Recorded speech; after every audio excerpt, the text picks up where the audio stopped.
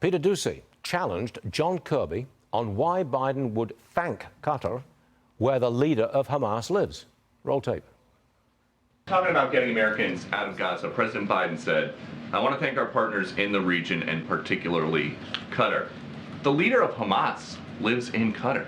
So why is President Biden thanking them for anything? Oh, geez, Peter. Let's take a step back here and look at this. Qatar was... They are a terrorist group that killed Americans and kidnapped Americans within the last month. Peter, Qatar has been helpful in getting those Americans out. I'm sure you would agree with me, and everybody at your network would agree, that getting American hostages out is a good thing. And Qatar was a key player in that regard. Former Undersecretary of the Army, Patrick Murphy, joins us now. Should we be harder on Qatar? Well, we got to be harder on the terrorists, and we got to make sure that we have as many friends we possibly can in that region. Stu, I mean, you're dancing on a fine line here. I know, should we be harder on them?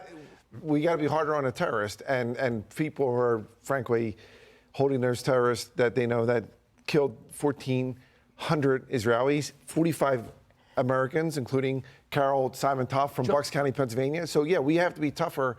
But we also can't... Would you take any action against Qatar because they have Hamas leadership living right there?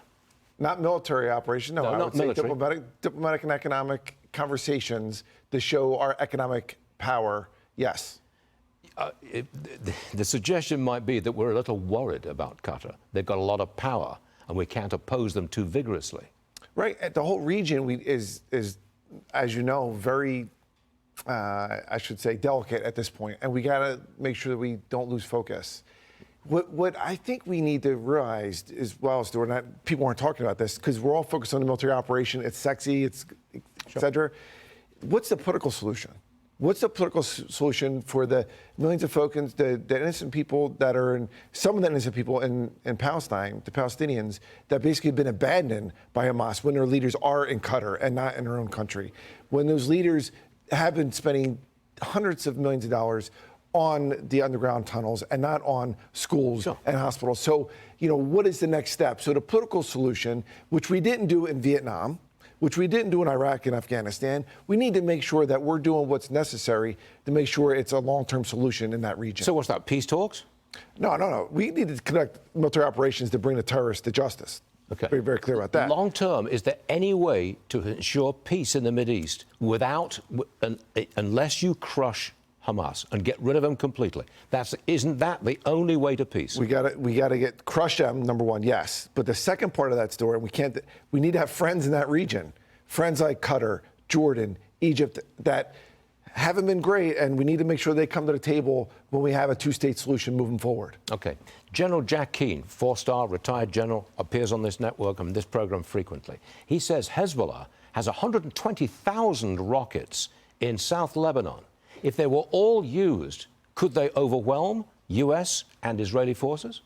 I am very confident, and not just the Israeli forces, and we have just shipped out other things. When you talk about the Iron Dome and other things, when we talk about the rockets, CDAM, another one. Again, we've pre-positioned certain assets in that region to make sure we protect. Confident that in a shower of rockets, 120,000 strong, we could prevail? Well, we want to make sure that doesn't happen, number one. But if it happens, we are taking every means necessary that no one would get hurt. And as you know, there's been not rockets, but drones and missiles that have been shot. What's our success rate in shooting down these drones and rockets and missiles that have come at American bases? What's our success rate shooting them down? For the most part, pretty good. There has been, whether it's the Trump administration or this administration, when there have been some smaller drones and missiles, there's been some, no deaths, but traumatic brain injuries and some other things, which are serious. So let's be straight.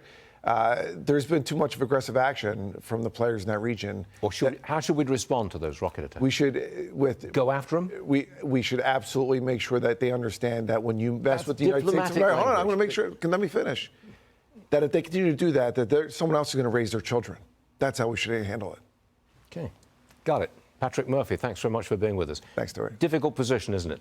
Yeah. You want to be diplomatic about these things, but you want to be hard and strong, too. That's right. I got it. Thank you, Patrick. We appreciate it. Thank you very much.